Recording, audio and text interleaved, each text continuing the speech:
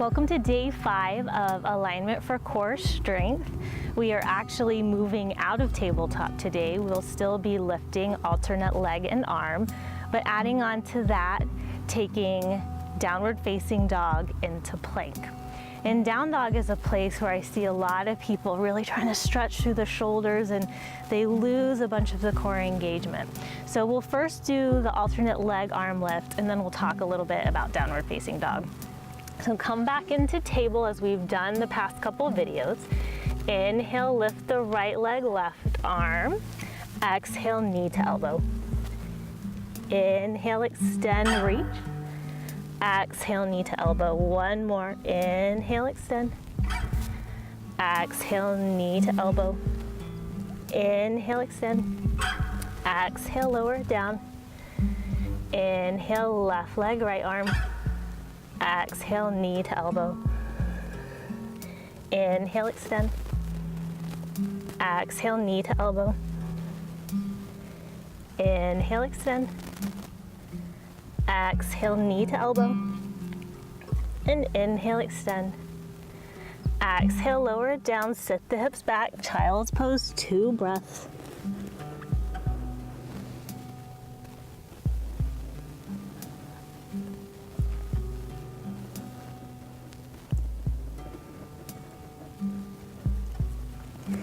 And then walk the hands back, lift the chest, come to sitting.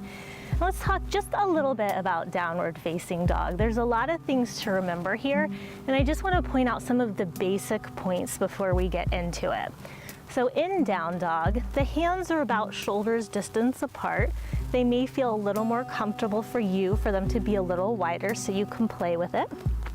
Feet are about hips distance apart. So that's kind of the basic foundation for the pose.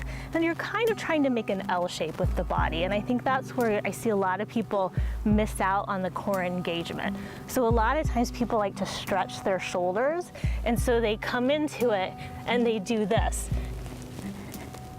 And see, again, like we talked in tabletop, how I get a big arch in my back when I do that. I'm not engaging anything here in my core.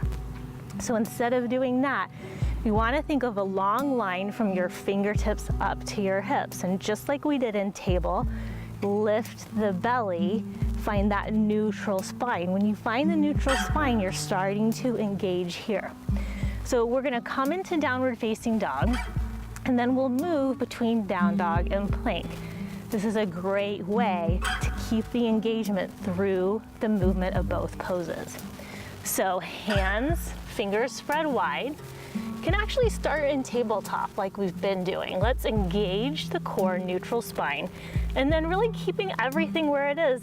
Just tuck the toes and lift the hips. And then inhale, come forward into plank, move nice and slowly, keep everything engaged.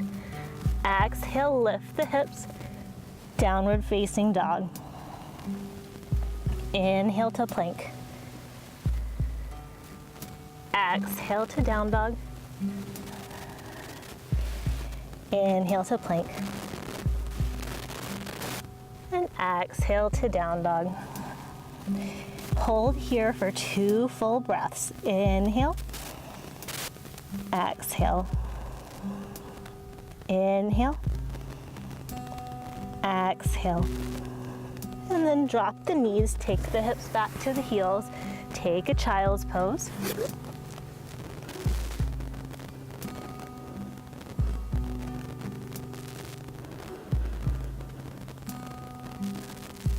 And then come back up to tabletop. We'll be holding plank like we've been doing every day. So tuck the toes, lift the hips, inhale 1, 2,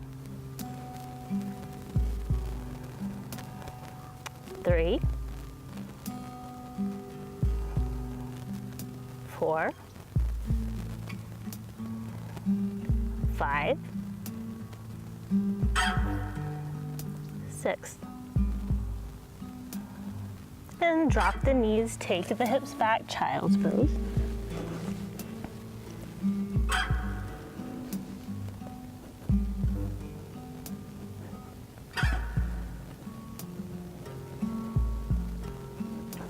and walk the hands back, lift the chest.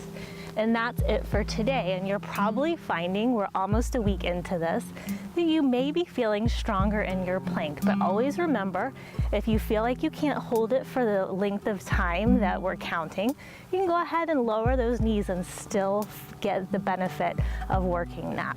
So look forward to seeing you tomorrow.